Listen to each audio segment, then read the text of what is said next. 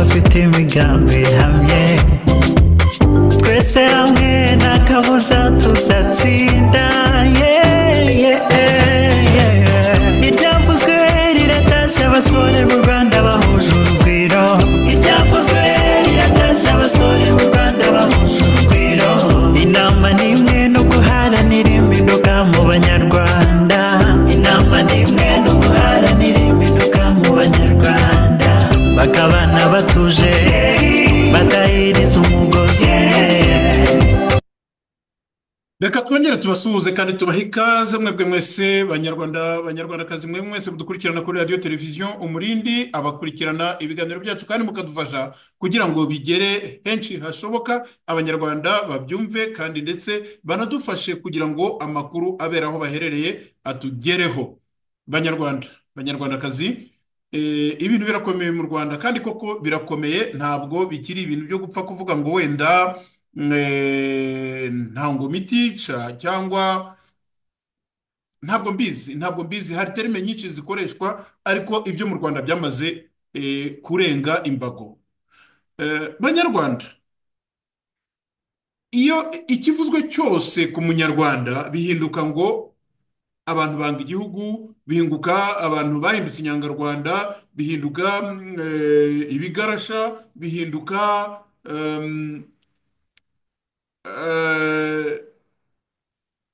abafite ingengabitekerezo ya jenoside, ibintu byinshi. Ibi bigambo twarabihaze imyaka irenga 30. Ubu noneho aho bigereye, umunyarwanda arimo kwicwa. Wakabonye niyo bakwishe bakakwica bakagushyira ku kakaramira, niko twabyitaga kera, bakagukubita amasasu, abantu bakabona bateruye mayiti bajyanye kujugunya za Nyamirambo iyo ngiyo, noneho ngo basigaye bajyana za Rusoro na za Hehe.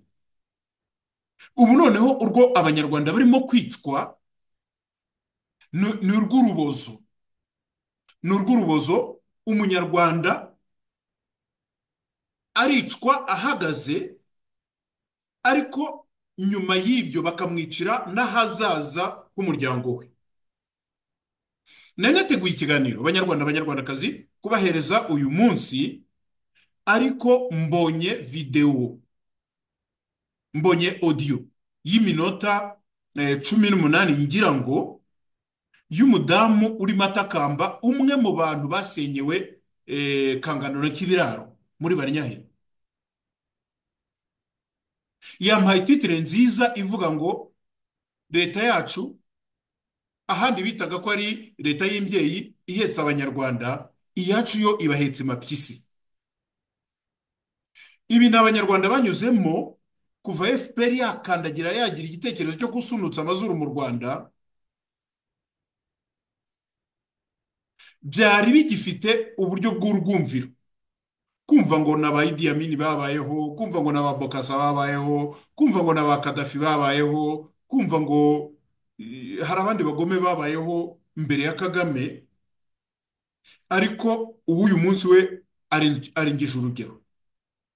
Hari ibyo njya numva bavuga byo muri za Korea na hehe, ibiri mu Rwanda uyu munsi arengeje urugero. Banyarwanda, ntabwo nshaka kubabwira ibintu byinshi cyane, nta n'umutima mfite wo kubabwira za titre turi buganire muri kino kiganiro, nubwo byose biri buzunguruke mu by'ukuri kuri iyi video y'uyu mumama, audio y'uyu mumama. Hanyuma turaza kureba mu buryo hagati mu Ngoma, muri RDF na village Urugwiro, harimo hanuka cyangwa hatutumba Rucunshu ya kabiri. Iyo tuvuze Rucunshu ya kabiri, abanyarwanda bumva ibyo ari byo. Turaza kureba noneho uburyo OUA cyangwa se AU na Afrika yunze ubumwe n'umuryango w'ubumwe bw'ibihugu by'i Burayi bagiranye ibiganiro, abakuru b'ibihugu bakajyayo. Perezida Kagame ntagitinyuka kugera kuri table d'honneur.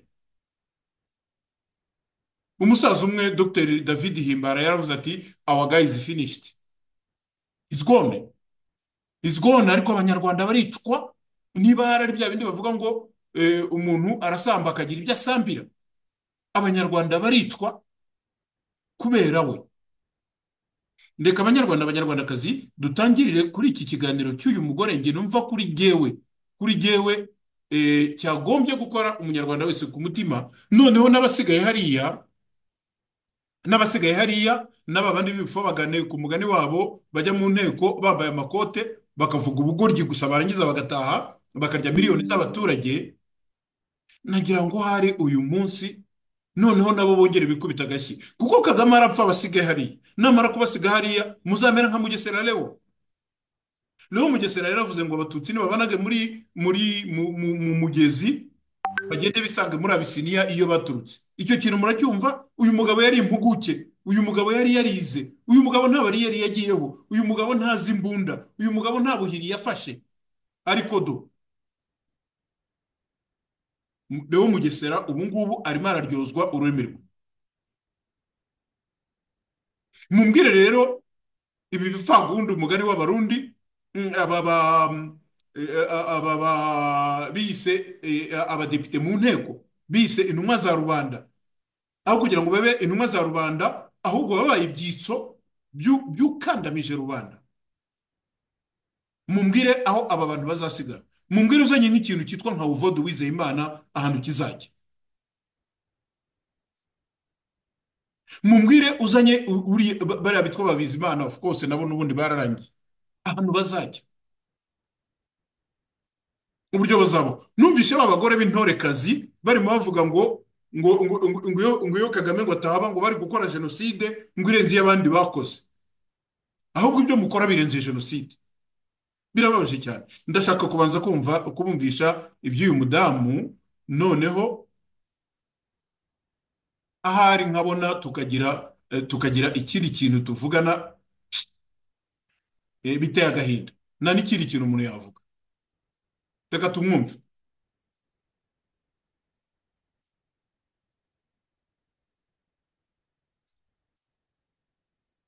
Inkotanyi zifata igihugu zavuze ngo zije ngo twari dupfutse amashashi mu maso ngo abantu babaye ku bwa Habyarimana, ariko uyu munsi noneho niba ari amashashi, niba ari shitingi, naba nishashi nibuze hari ukuntu hazamo ibikezi.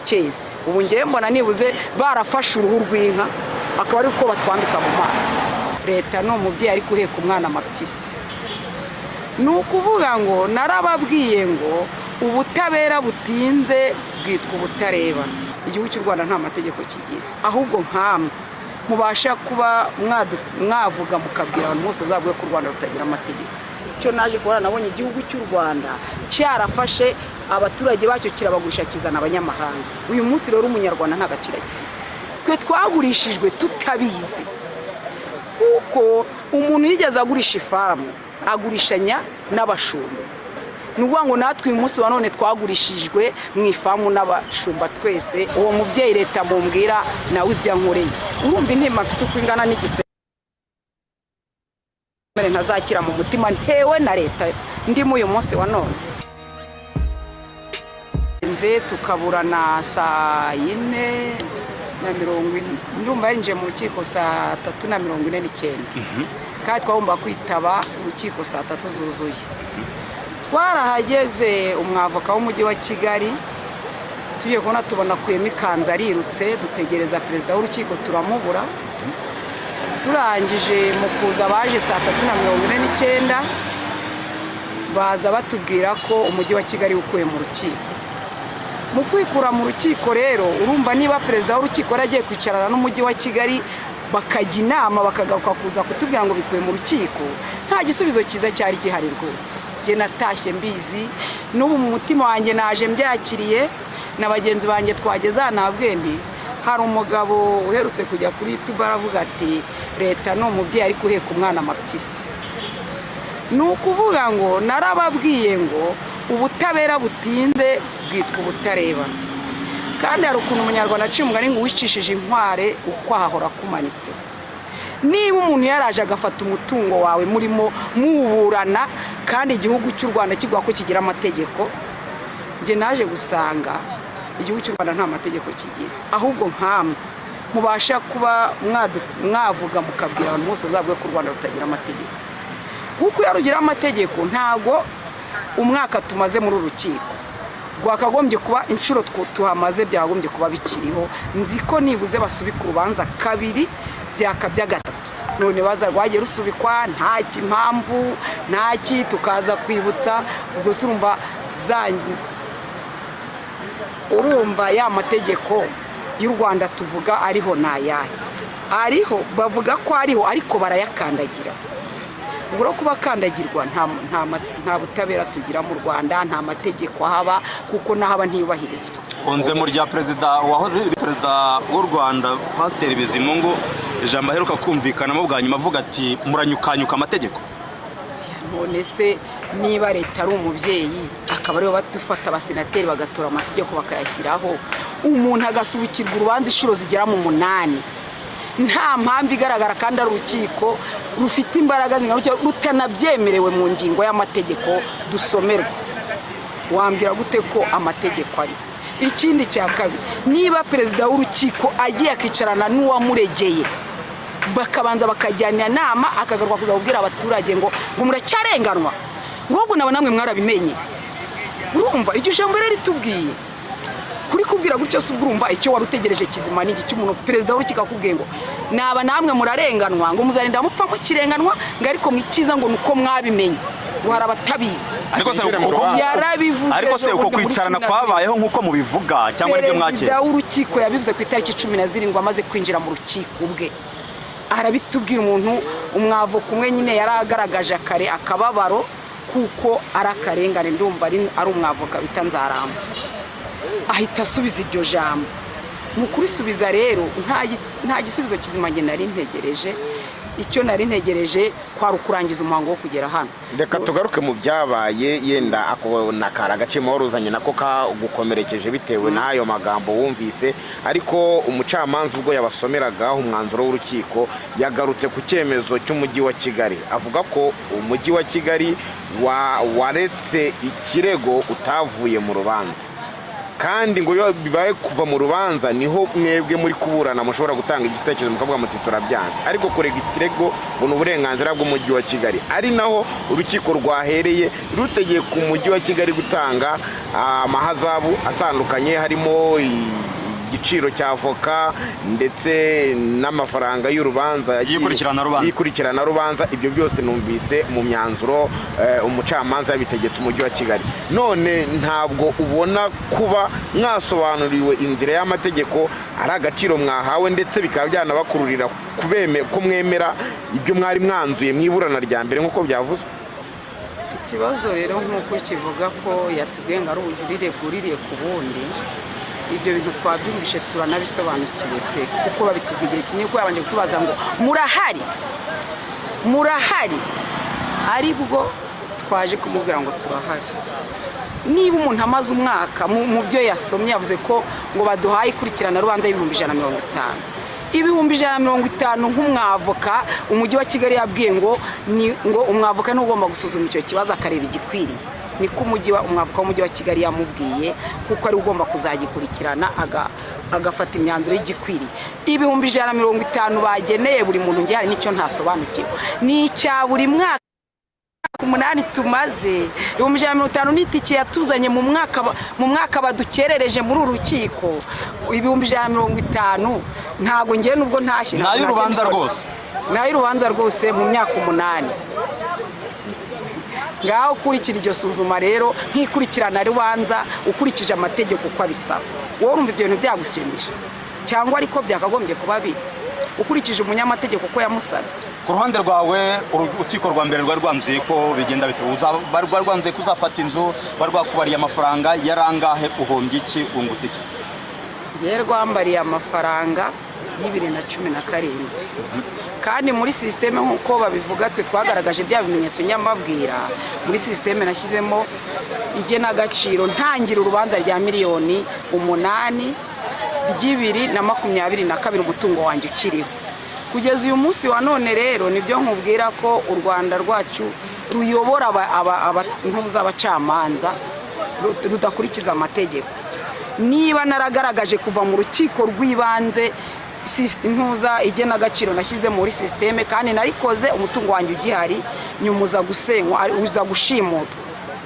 muri uko gushimutwa rero kugeza uyu munsi rero ntabwo bigeze baha agaciro, bakomeje guhama ku 2017 ntibanashyize ku gaciro kari ku isoko uyu munsi kandi abandi bari kuyahabwa duturanye. Ni ukuvuga ngo rero ntabwo navuga ko nigeze nshimishwa. Ubu n'uvuga ngo bageneye kuma miliyoni 4,200 warangiza ugashyiraho ay'umwavu, ay'intuza, ayigarama, ugashyiraho 5% urukiko rukuru rwashyizeho, wenda bikagera nko muri miliyoni 6. None se ubu nkawe miliyoni 6 niba leta ari umubyeyi ikabiza imyaka yanshimutiye umutungo wanjye ariyo yabikoze igashyiraho n'imbaraga na manipawa, urumva yo atari kwa kwica umuntu uruboza, si kwaguye ku mwana we mapyisi se. Ntago ngiye urubanza rweze nshimije ko nta naho naziyara kandi nazo ubu ngubu bumva bazemeye bagiye kuzazitanga mu myaka 10. None se urakurikizaho iki uriyambaza uruhe rwego kugeza kuri uyu munota? Yo nkurikizaho n'ubundi yego ndega niwe ndegera, ndagana ubuntuza akarengane, ariko n'ubundi ndega niwe ndegera nukuzaraga ko karengane nako kaba kariho muri iki gihugu turimo. Kuko ntago nemera ko igihugu cyacu cy'u Rwanda kigira amategeko yubahirizwa. Ku bwawe harakora amabwiriza se? Niba atari amategeko na amabwiriza urabishingira kuki kuvuga ngo ntiyakora amategeko?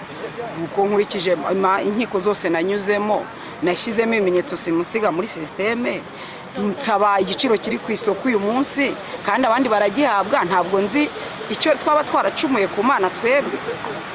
Uravuga abandi batari abakangondo? Uya na Kangondo barimo Kibiraro yameje undi babahereye ku biciro, ku giciro kiri ku isoko uyu munsi. Rero urumva rero mamu ndi gusaba nkabaza nitwe twacumuye iki ni muri Kangondo yose nagaruvuga ngo nabahandi kuba mu myaka mfite uko nimfata ibibazo muye nabyo nuko ngiye kwangara no gukodesha urabona sinyibasha kuririjikwa naryaga ruko mvuye kuririje.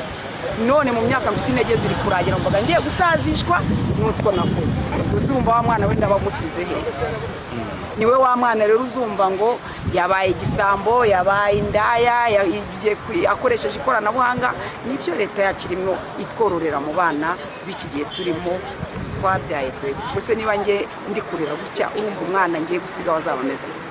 Kuri uyu munota ujya ubasha kugira ingufu cyangwa se ugira agategeko gusindagira ngo ugende uterera akajisho aho wahoze utuye ngo utubwire isuri hari? Nahoze ntuye ndahagera n'ubu nahaciye, aho mvuye mu buhungiro aho mba narahungiye nyine ndaza nkabanza nkasuhuza itongo ryanjye nkabona kuza aha ngaha. Ubwo nyine nahanyuze bari kubaka amataje agerekeranye, ahandi haracyari ibihuru biri aho ngaha, ahandi hateye amajaride. Ni ukuvuga ngo ndahagera ariko igishushanyo mbonera cy'ibyo bagiye kuhakorera urikibona ko ari amataje agerekeranye, kuko ayo mataje arimo amafaranga. Icyo naje kubona nabonye igihugu cy'u Rwanda cyarafashe abaturage bacyo kirabagurisha kizana abanyamahanga. Uyu munsi rero umunyarwanda nta gaciro gifite, ahubwo umunyamahanga niwe leta igushyigikira. Kubera iki? Kuko afite amafaranga ari kuzana. Twe twagurishijwe tutabizi, kuko umuntu yigeze agurisha ifamu agurishanya n'abashumba. Nuvuga ngo natwe uyu munsi wa none twagurishijwe mu ifamu n'abashumba twese. Ubu twabuze n'uwo duhembesha kuko uwaduhaye akazi ntawe tukibona. None se ikindi kibazo cy'amatsiko uravuze uti twagurishijwe tutabizi, ibyo ni benshi bagenda babivuga bati mushobora kuba mwaratejwe mu cyamunara. Ahubwo nanone nkibaza kugeza kuri munota se ubwo uvuga uti uri impunzi mu gihugu cyawe, ubuzima buhagaze bute? Ndi impunzi mwikomeye, sinabona ubuzima ndimo, mbese ni mu buzima bukomeye. Ngiye nakoraga akazi ko kuba nakotera inzu z'abantu. Ntuye Hanyarutarama nari ndi muri santere y'umujyi. Umpamagaye Nyamirambo nkageho n'amaguru, umpamagaye Kacyiru nkageho n'amaguru. Uyu munsi wa none ntuye mu murenge wa Ndera hejuru aho hafi ya za Gikomera. Ubu niho nabashiye kubona nakodesha inzu y'ibihumbi 25, kuko mu mujyi ishamburete ihagaze ibihumbi 45. Urumva mu bushobozi mfite niba bamembye bya bihumbi byanjye 7 cyangwa 6 ku munsi, mbitegamo za modoka ya mafaranga azageza mu rwa amafaranga inote y'igihumbi. Urabona ibiciro aho biri ku isoko. Niyo mpamvu rero nkubwira ngo aba bantu nukuvuga ko twatejwe cyamunara, kuko cyamunara yo nibuze cyamunara umuntu agura ikintu cya miliyoni 10 akakigura miliyoni 2. natwe rero twatejwe cyamunara kuko twafashe imitungo yacu bayiha agaciro kari hasi cyane kandi bo bajya kugurisha agaciro kari hejuru. Urebye ubu ngubu se izi miliyoni 6 bagiye ikibanza kimwe kiri kugurwa miliyoni zikaba muri 600 nibwo musubira zigera muri 300. Mwebwe n'umva mukiri kubara mu 8 nahawe nabwo mu myaka myinshi ishize.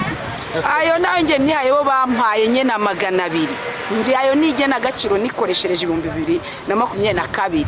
Leta y'inyemerera miliyoni 4 na 200 mu myaka 8. Uri kubisobanukirwa neza ngaho barayo mafaranga uyakube mu myaka maze ubare ifaranga idolari aho rigeze. Wumva icyo gihe aho ryari rigeze. Hari indi cyamunara ukeneye kumenya? None se ubu waburaniraga miliyoni 8 cyangwa washakaga ngo bashyire hasi? Uyanjewe nafataga ubutaka ubuso bwanjye nari mfite bakabushyira ku giciro kiri ku isoko uyu munsi. Muri izo miliyoni 8 nari nerekanye mu 2022.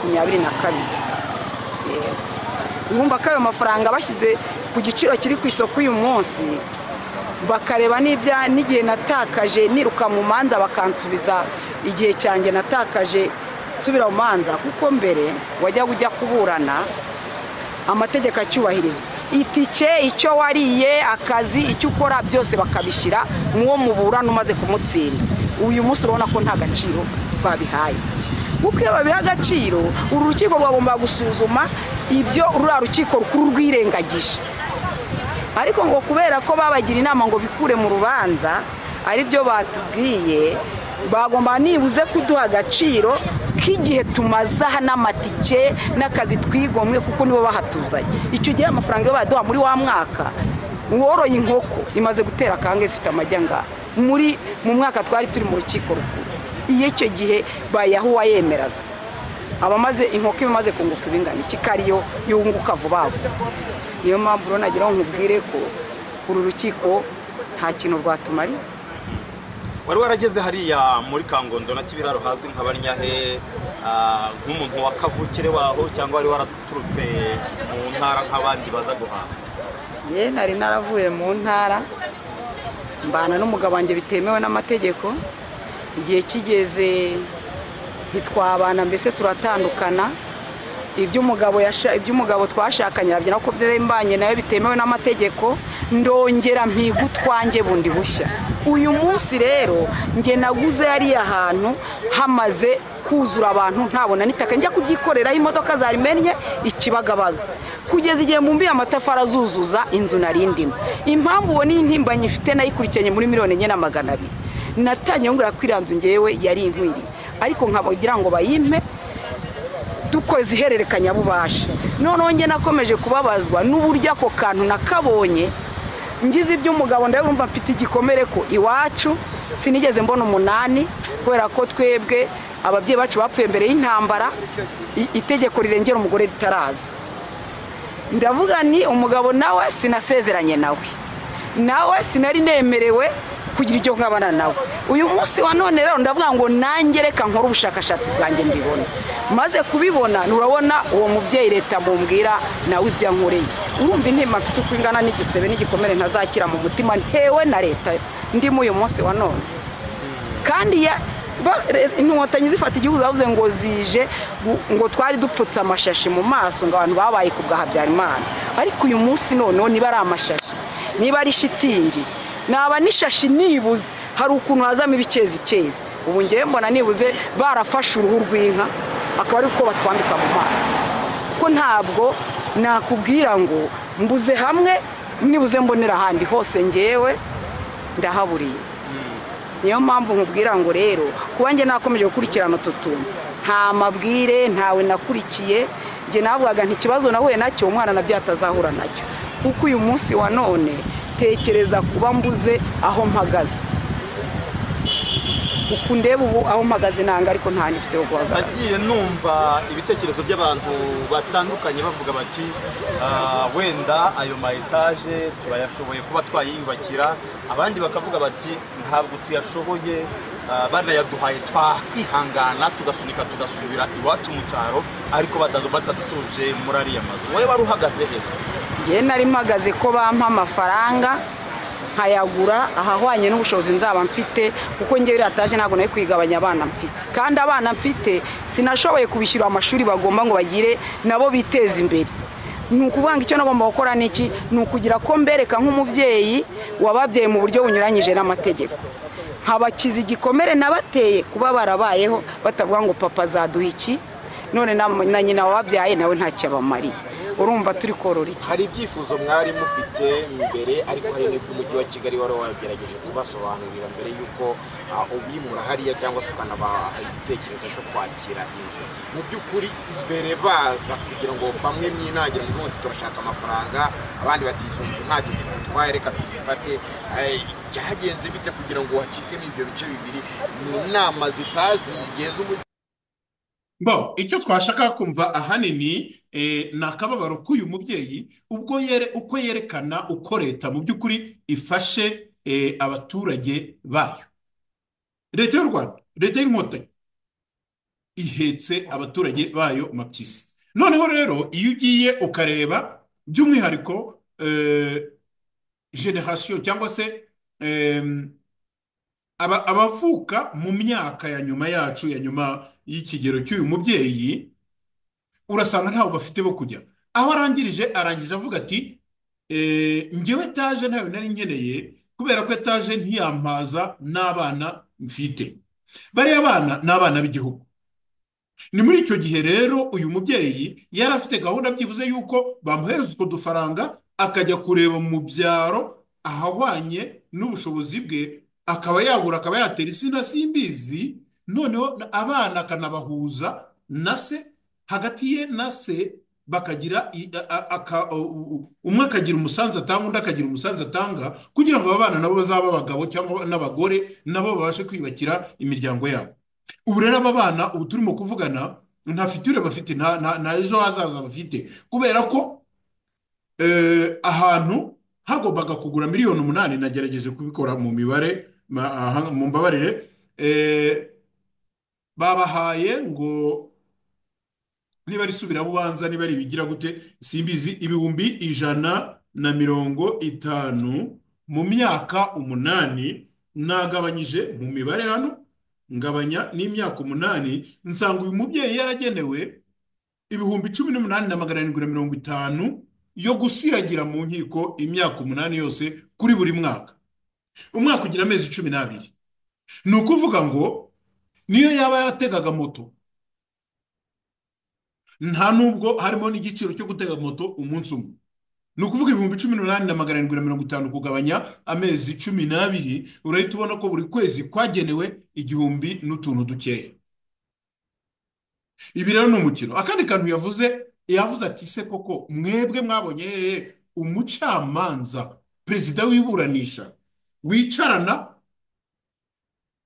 n'uwamuregewe noneho bakaganira akamubwira ati we kugira ngo ngufashe ivire muri urwo rubanza genda hasigaye twebwe tuzareba ukuntu tubigenza.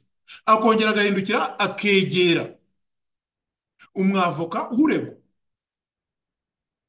akamubwira ati haguruka uve mu rubanza kandi ugenere bano bantu ibyo bakwiriye gufata.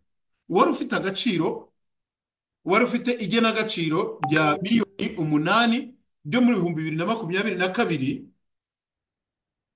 umukuru uyu munsi mu 2025 byakagombye kuba byariyongereye ahubwo we barimo baramuhereza miliyoni 4,200. Donc barimo baramuhereza 1/2 cyayo yari yasabye muri 2022. Noneho tuvuge tuti rero ubwo butaka burimo burakorwaho iki? Mwumvise ko uyu munyamakuru yamaje ati se hari ubwo unyuzamo ukajya gusura nayo matongo yawe wumva hakumbuye ati ndahanyura hamwe hari amataje ahandi hateye indabo. Ni ukuvuga amataje nayagenewe ba bantu bakomeye barimo ba Denis Karera. Noneho ayo mataje nayo bashakamo amafaranga akomeye numve amafaranga menshi ariko ku ruhande rw'abashoramari ni ukuvuga ku ruhande rw'ibifi binini. ku ruhande rwa ba nyir'imitungo barangara. Uyu mubyeyi aravuga ati nyirukanwa hariya nari ntunzwe no gukora ubuyede, ati ubu ngubu ni n'umugore, ati ubu ngubu singifite imbaraga zo kurira igiko. Ubwo rero muravuga muti aba bana barajya hehe? Aba bana ni babandi uzasanga kwa Kabuga, hamwe twasanze hari indwara zidafite uburyo busobanutse. Aba bana nibo uzasanga birirwa bakubitwa n'abanyerondo b'umwuga na za daso. Aba bana nibo uzasanga ari indaya ku muhanda bakubitirwa za Sodoma. Aba bana nibo uzasanga babyara abandi bana bakabata muri wese. Aba bana nibo uzasanga bari iwawa, noneho abafitemo utubaraga bajyanwe muri Kongo.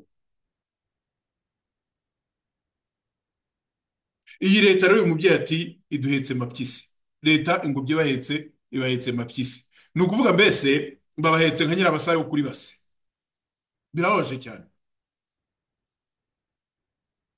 Dufashe iminota hafi 20 yo kumva uyu mumama, ariko nari mfite wenda utundi tuntu nabateguriye. Reka tubanze muri RDF. Muri RDF amakuru kuri Kabarebe na Kazura muri za nyuguti za K, bya bindi bavuga ngo keke, za Kagame, Kabarebe, Kazura, kagirugize rute, karugize rute, mumbabare nta kayita rurimo. Noneho za nyuguti zirimo ziragenda zipunguka, za K zimwe ziragenda zivaho. Reka tugere kuri Kabarebe.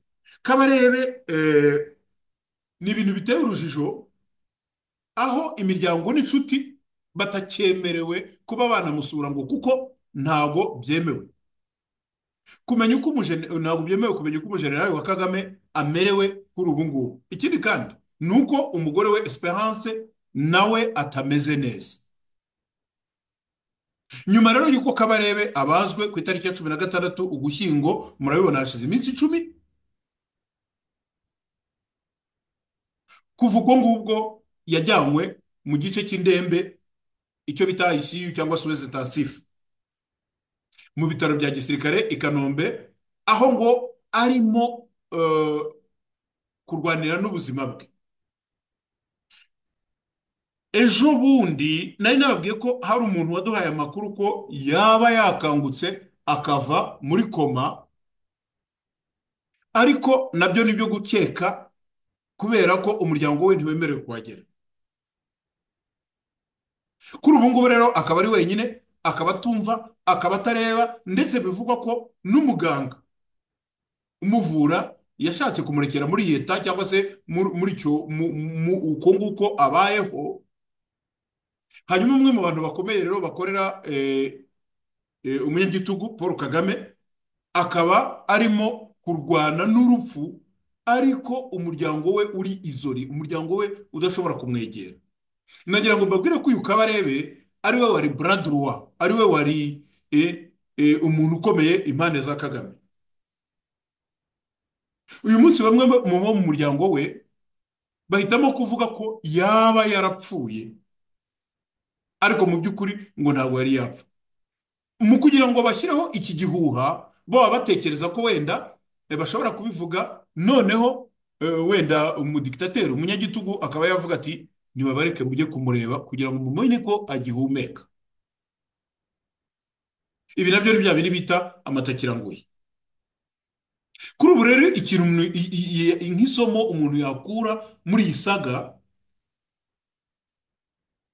nuko abantu bose bakomeza gukora ubwicanyi mu izina rya Kagame, nubwo yavuze nawe ngo yabihakana, ndetse no guhohotera uburenganzira bwa muntu muri iyi misi,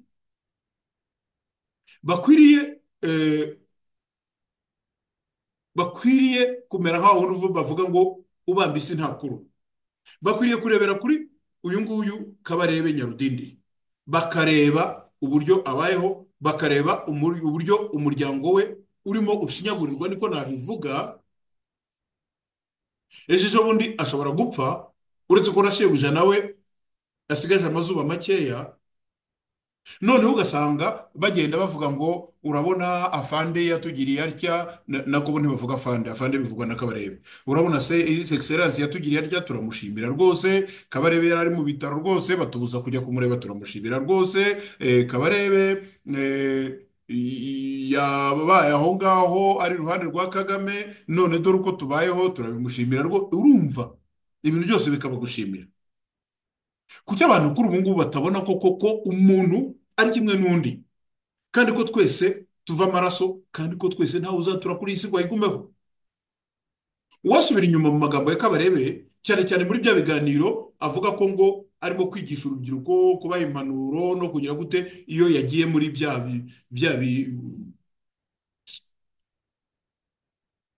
za event zabo bakora ngo zo kugira zo kubigisha ubutore no kugira gute, muzumve Kabarebe niwe muntu wa mbere ukubita ababaza, wigisha urubyiruko uburyo rugomba kwangana na bagenzi babo, akageza n'ubwo arubwira ko afande yabibwiriye ko bagomba guhinduka bya bimashini birya abantu, killing machine. Iyo umuntu avuze killing machine uhita wumva bya bindi abanyayisiraheli byo muri mu ntambara y'abanazi, ngo byakataga amajosi, bagasunika umuntu akajya hariya kigakata amajosi, na bya bindi bya Nyabugogo bibaga inka. Uyu rero niwe mugabo wakoze ubugome bw'indengakamere mu gihugu, akaba ari umugabo wagambaniye abantu benshi, cyane cyane abo muri RDF, ataretse n'inshuti ze za kera, harimo n'abamukuye mu muhanda iyo ngiyo zambarara kuba muzi. Kabarebe rero mureke dutegereze icyo kora ikizwi neza. Ubu nyine bwa bya bimashini bibahumekesha ubu birimo biravugiriza. Hari uwitwa Kazura we byajyaniye rimwe na madamu Kazura bavuga ubu noneho ngo ageze mu bitaro byo muri Turkiya, aho yabisikanye n'umugore we, kwanga ko mbese bombi bakwisanga mu bitanda biri paralele. Yabisikanye n'umugore we, agaruka nawe barimo bamujyana. Ni ukuvuga ngo umugore we nawe mu gutaha ntabwo yaje akize, ariko kubera ko umugabo ari we situation yagendaga imera nabi, baravuga bati reka dupfe kujyana umugabo mu gihe umugore atangiye gusa naho yumvumva naho ahumeka. Nk'uko rero twari twabivuzeho mbere, uriya muryango wa Kazura wahawe utuzi na General Nyakarundi. Nubwo madame wa Kazura yagarutse byitwa ko yorohewe, ariko ntabwo yakize. Nk'ubu Kazura inzogera zirenze, umugore nawe ntawe waba uzi amazuba asigaje. Kubera iki? Hari ukurwara mu mubiri, ariko n'agahinda nako gatuma ashobora kurwara no mu bitekerezo. Uku rero niko ba bantu babanye. Kagame niwe wigeze kwirata ngo abamurwanya ngo bameze ngo nk'isenene ngo zirimo zirwanira mu ikarayi barimo kuzikaranga, niba ari mu ikarayi niba ari mu isafuriya barimo kuzikaranga, niba za keke zitangiye kumarana, mutegereze muraza kugera no kuri ba bana abagore babo babyariye hanze, baba nimubona barimo kuzamuka mu mapeti igitondo n'ikigoroba. Reka dukomeze iyi nkuru, ntabwo nashaka kuyitindaho. Hanyuma turakomereza no kuri iki kintu, icyo umuntu yakwita nka bombori mu rugwiro no mu gatsiko ka RDF mu bice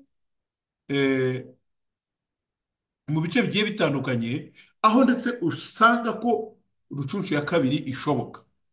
Kuba atazi amateka ya Rucunshu, nahageze ko umwami yagombaga kwimikwa, ariko bagashaka kumunyanganya uriya mwanya binyuze muri nyina w'umwami cyangwa se Yesi.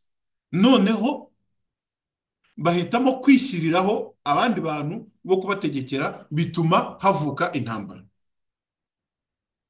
Mu nda y'ingoma ibintu birimo gutogota, byatokombeye wa mugani wa Scovia Mutesi, aho madamu Nyiramongi nawe akubita agatoki ku kana. tuzi twese ko Kagame arwaye kandi cyane, ariko akaba ari mu buzima bwe ku ngoma ye yari yiyubakiye n'abidishyi be bamukikije. Abidishyi tumaze kubona ko hariya batamerewe neza.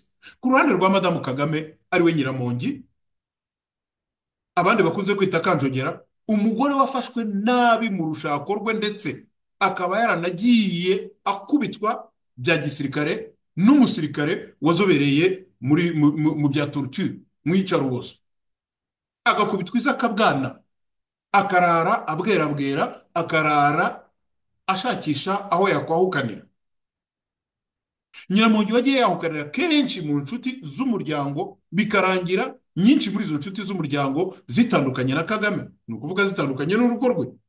Uyu mugore nanone ushobora no kuba ataranyurwaga no mu mabanga y'abashakanye, ntabwo nshaka kuyavuga, akaba mu makuru tujya twumva ko yari asanzwe amenyereye amarushanwa yo mu buriri akiri n'inkumi. Uyu mudamu Nyiramongi ngo yaba yaragiye anipfubuza, aho bivugwa ko umwe mu bana be yaba yaramubyaranye na Ambasaderi Gasana Eugene. Ibyo ngibyo nabyo byaravuzwe. Ubu nawe Kagame akaba yaramutaye mu bishanga, ni ukuvuga Gasana Eugene nta kivuga, yarageze aho aranicecekera. Uyu mugore rero kuva barutaha, ndavuga bataha u Rwanda, yagiye agerageza nawe kwiyubakira abazamurwanaho mu gihe azaba asumbirijwe, cyangwa se mu gihe Kagame yagenda azamura abasirikare, mu gihe azaba asumbirijwe. Noneho mu gihe Kagame yagendaga azamura abasirikare, Nyiramongi nawe akagenda yishakira abo ku ruhande, mbese ahereza connection kugira ngo babazamure, ariko ari abantu be cyangwa se abantu baturutse inzira imwe cyangwa bavuga indimi zimwe. Nyiramongi rero nawe yagendaga nyine yizamurira be mu buryo bugiye butandukanye, ubwo akaba ariko yoshyushya nyine umugabo we akagenda ashyiramo nyine na bariya be. Aho rero niho hagaragaye abasirikare begamiye kuri Nyiramongi, biganjemo abakomoka mu gihugu cy'u Burundi kandi bize, ni ukuvuga baminuje. Naho Kagame yisigaranira ba bandi b'inyeshyamba, abo babanye nyine mu ishyamba, cyangwa abo bose batoraguye ku mihanda ya Mbarara, ba Kabarebe, cyane cyane igice cye kinini kikaba cyaravuye i Bugande. Bernard Kabarebe ni umwe muri abo ngabo, nawe akaba yarakurikiranaga ibintu byose bya Kagame n'abantu be. Abarundi barimo ba Kazura, ndetse na bariya bakiri bato, nubwo bakiri batoya, banamuhoranye ba Felix, nabo bakaba ari abantu ba Nyiramongi. Amarozi rero cyangwa utuzi twa Munyuza tuvugwa kenshi mu basirikare, hazamo no kwibasirana kwa bino bice byombi, ni ukuvuga igice cyegamiye kuri Nyiramongi n'igice cyegamiye kuri Kagame. Mu burwayi bwa Kagame rero havuzwe kenshi ko ikibazo cy'uwamusimbura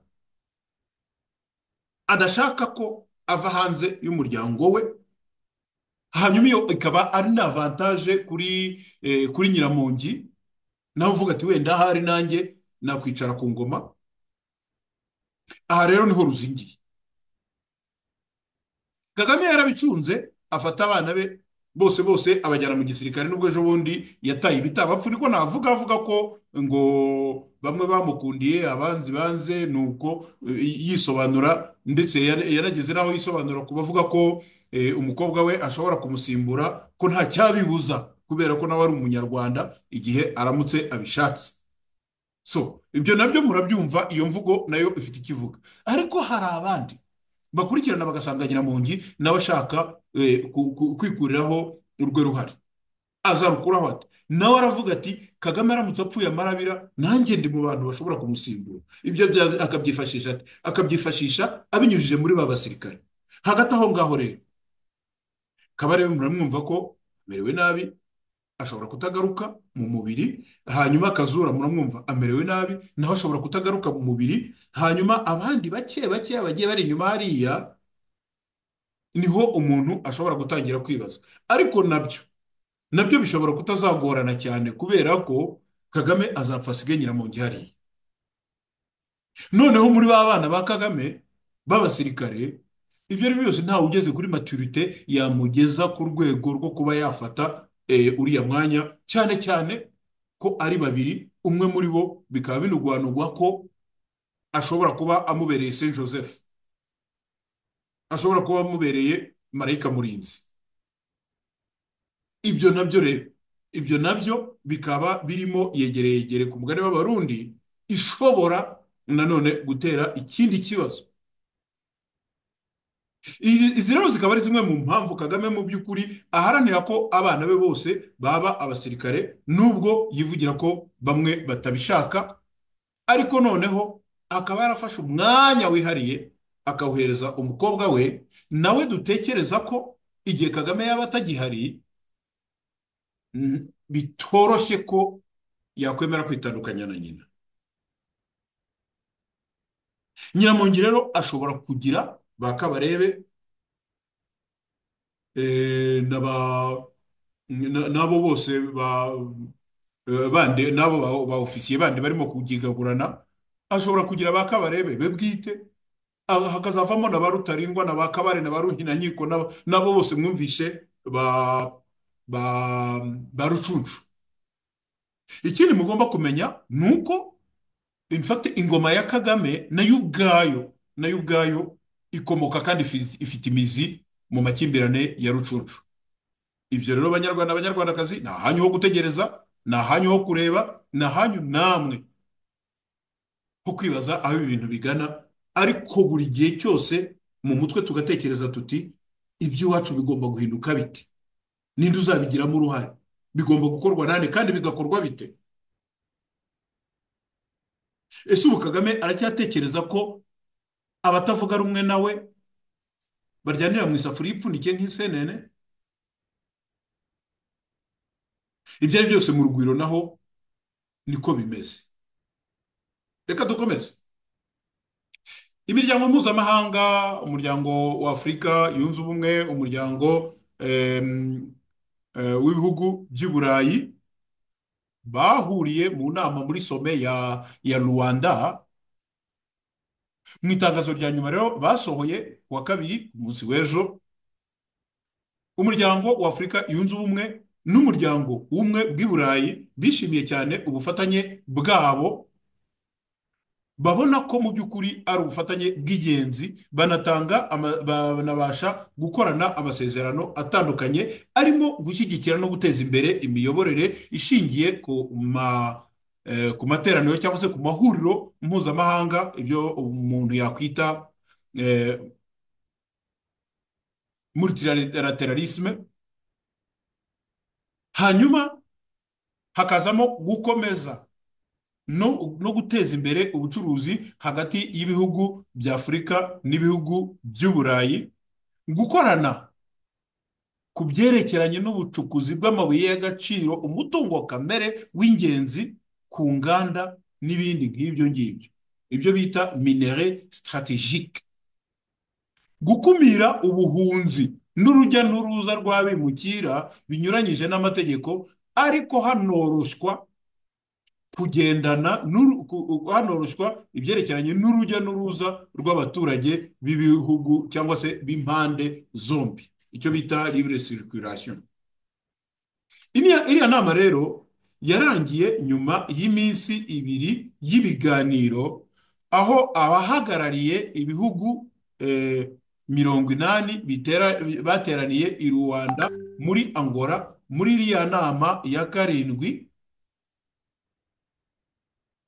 Mu itangazo rya nyuma harimo iriya myanzuro izi kuvuga y'ingenzi, bagaherekesha umunsi wo kwizihiza imyaka 25 y'ubufatanye bwa Afurika n'ibihugu bigize umuryango w'ubumwe bw'i Burayi. Igitumye rero nazanye ibyerekeranye n'iyi nama, abakuru b'ibihugu barahagiye, abakuru b'ibihugu mu byo baganiriye ndetse no mu byo bafashemo imyanzuro cyangwa se basinyemo amasezerano, harimo n'ibyerekeranye no kugurishanya amabuye y'agaciro. tayikuni wagurishaga amabuye y'agaciro ni Kagame. Igihugu cyatangaga amabuye y'agaciro kurusha ibindi ni u Rwanda. Umuntu akaba yakwibaza igitumye Kagame atagaragaye muri iriya nama. Ukanongera ukanibaza Kagame ukunda guhora mu ndege, Kagame ukunda tabure doneri, Kagame ukunda kwibonekeza ahantu hose akagenda avuga ko ari we mu panafricaniste n'ibiki byose. Uyu niwe Kagame udashobora gusunutsa amazuru muri iriya nama. Tugaruke mu ijambo ry'aba musaza Dr. David Himbara avuga ati our man is finished. Our man is finished. Kagame wiyuhagiye icyo cyubahiro ntabwo ari ibintu bisanzwe. Ese ibi ngibi byaba ari uko Kagame amayeri ye yose yamenyekanye? Byaba ari uko Kagame ubu ngubu ibyo yakoraga muri Kongo byose bimaze kumupfubana, arimo gushaka hapfunda imitwe kugira ngo byibuze akiranuke nabyo? Ibyo byose abanyarwandakazi nibyo umuntu akwiriye kwibazaho, kandi nanone tugafata n'akanya ko kugira ngo ibi nabyo tubifate nk'ikizibiti, tubifate nk'ikimenyetso cyerekana ko umuntu wacu, umukuru w'igihugu cyacu yamaze kugera mu marembera.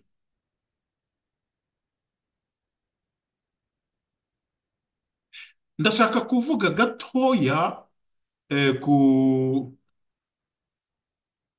byerekeranye mumbabarire, ndashaka kuvuga gatoya ku Bubiligi. Igihugu cy'Ububiligi, ejo bundi nanone nababwiraga ukuntu Minisitiri Maxime Prévost yaje mu Rwanda, aje mu nama ya francophonie ya OIF, aho yaje mu by'ukuri akaza yemye, bo bagatekereza ko bashobora kumwimiriya, yewe bakanamujyana no gucinya inkoro, gushyira indabo ku nzibutso, akabikora.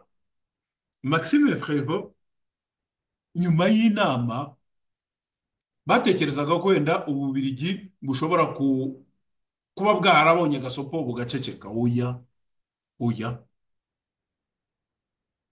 iyo naje no mu Rwanda ofeti kugira ngo yemeze koko niba ibyo u Rwanda ruvuga ko rwacanye umubano n'Ububiligi, wenda rwamuhagarika se, wenda se rwavuga ko rutamushaka rukamwangira kwinjira ku butaka bwabo, wenda se murumva, wenda se ko bamuha kondisiyo kugira ngo wenda asabe imbabazi. Ntaho byahuriye, ntabwo byakunze.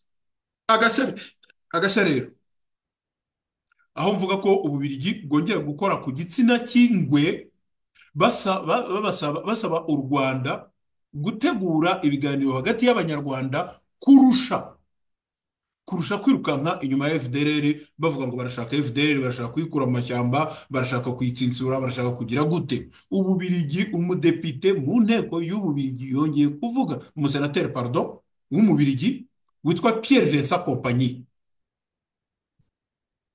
yagerageje gusobanurira inteko y'Abanyaburayi kwaho kugira ngo u Rwanda rwitwaze mu biganiro n'igihugu cya Kongo ibyo kurukiranura na FDLR, ahubwo rwakagombye gutera intambwe rukaganira n'Abanyarwanda bose batishimiye buriya butegetsi, harimo na FDLR. Iki kintu rero Kigali cyagombye kuyikorogoshora, bakumva ko Ababiligi ntaho bateze kuzabacira akarurutega. Ibyo bakwigirisha byose, ibyo bagenda bahimba, amagambo ya Nduhungirehe n'ibindi nk'ibyo ngibyo, Ababiligi ruracyageretse. Nikomerezaga karako kunyuramo. Ndagira ngo mbabwire nanone aka kantu, uburyo u Rwanda rukunda abapfu b'ahandi, aho abasirikare bamugariye ku rugamba muri Israel batembereye mu Rwanda, visit Rwanda w'amahanga. Abahuze mu gisirikare cya Israel IDF batangiye uruzinduko rwabo mu Rwanda guhera ku wa kabiri umunsi w'ejo ku itariki ya 25 Ugushyingo umwaka w'ibihumbi 2025, aho bazamara icyumweru cyose kirenga ngo basangira n'abanyarwanda ibikorwa bijyanye n'umuco, ngo kwigiranaho no kumenya amakuru ngo ku budaheranwa n'amateka y'abanyarwanda. Hanyuma ngo bakigera ku kibuga cy'indege mpuzamahanga cya Kigali i Kanombe, babwiye itangazamakuru ko bishimiye kugera mu gihugu cy'u Rwanda, bavuga ko igihugu ari cyiza kurusha ibindi bihugu ngo muri Afurika.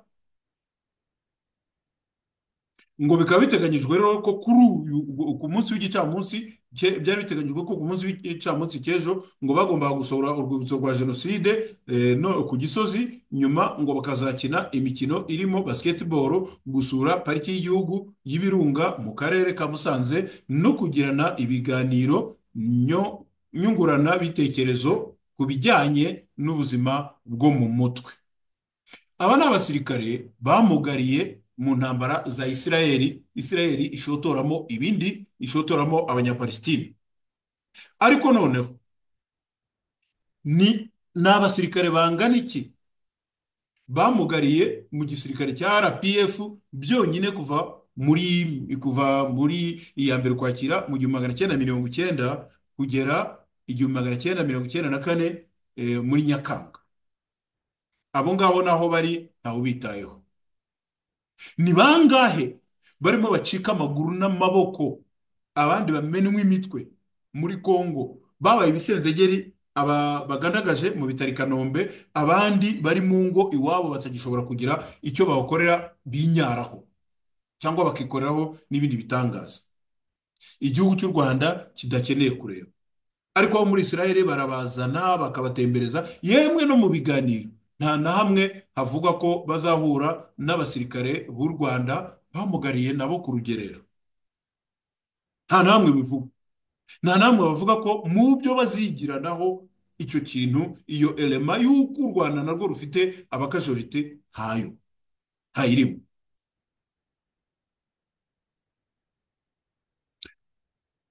Ndongera kuvuga gatoya ku nkuru yerekeranye n'ubutabera, inkuru ya Madame Beatrice Munyenyezi.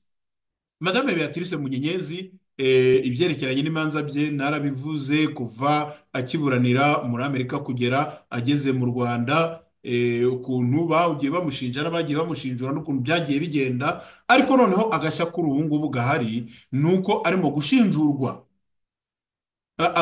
Hari abatangabuhamya babiri bavukana. Abo bombi, abo batangabuhamya babiri, umwe akamushinja undi akamushinjura. Uyu mudamu Beatrice Munyenyezi, abana be barahari, igihe bavukiye kirazwi, bafite ibyemezo by'amavuko. Noneho igihe jenoside yabereye, aho bavuga ko Munyenyezi yari ari kuri za bariyeri yica abatutsikazi, abafata akabaha interahamwe ngo zibarongore zibafate ku ngufu, ngo akaba yarabikoreye ababikira n'ibindi bintu nk'ibyo ngibyo. Ni mu gihe we avuga ko yari atwite cyane, ndetse n'abatangabuhamya bakabivuga, akaba nawe yari yihishe nk'abandi bose. Cyokora icyo ntamuciraho akari urutega, ariko kandi nanone ntekereza ko atakagombye kuzira, kuko icyaha ari gatozi. Nuko yashakanye na Ntahobari Shalom, umuhungu wa Ntahobari Maurice, na Nyiramasuhuko Paulina. Ari Nyiramasuhuko Paulina ari na Ntahobari Shalom bakaba barahamwe na biriya byaha, ndetse bakaba bari no gukora ibihano. Noneho ukibaza uti se abantu bose bagiranye isano cyangwa se baziranye bazajya babazwa ibyo bene wabo bakoze cyangwa abo bashakanye bakoze? Biramutse bibaye ibyo se, ni kuki umukobwa wa Mwamini ariwe ministre Mukazayire uyu munsi ari ministre muri guverinoma, nubwo nawe ari ikimenyetso cyo kuzajya bereka amahanga, hanyuma we akaba atarimo ajyanwa mu nkiko? Ibi rero birababaje cyane, ariko noneho mwumve aho abavandimwe babiri baturuka mu nzu imwe, umwe ashinja undi agashinjura, umwe akavuga ibi undi akabibeshyuza. Icyo kintu mu cyumva, aho niho ubutabera bw'u Rwanda bugeze, aho wa mubyeyi yatubwiye ati mu Rwanda ntabwo ari ubutabera. Ndagira ngo turangirize kuri iyi nkuru. Hari umuntu watubwiye ngo tuzajye tugerageza twibuke Madamu Victoire Ingabire, aho uyu munsi yujuje iminsi 160 mu buroko, mu gihome, nta n'amahirwe y'ubutabera, kuko nyine nk'uko uriya mubyeyi yabivuze, mu Rwanda ntabuhari. Leta y'u Rwanda ihetse abana b'u Rwanda, ihetse abana bayo, ariko ibahetse mapyisi. Reka rero abanyarwandakazi mbashimire cyane gukurikirana iki kiganiro, mbasabe gukomeza gukurikirana ibiganiro byacu, mbasabe kubifata mukabisharinga, mukabisangiza abandi kugira ngo babyumve, noneho baboneraho kuduhereza amakuru ari mu duce baherereyemo, tubashe kuyabavugira, kuko abenshi mutafite uruvugiro. Nongera kandi kubasaba kugira ngo mwiyandikishe kuri iyi shene yanyu, izajya ibagezaho amakuru kandi bafasha no kugeza amakuru yanyu henshi hashoboka, bityo mwumve ibirimo kuyivugirwaho, mubashe kubitangaho ibitekerezo kugira ngo ubuvugizi bukomeze buzamuke mu ntera. Ndabashimira cyane rero. Ahandi ni i Pretoria muri Afurika y'Epfo. Amazina yanjye nk'uko musanzwe mubizi nitwa Claude Maria Bernardo Kayitare. Dukomeze rero tuhure mu biganiro bindi by'ubutaha. Ibihe byiza.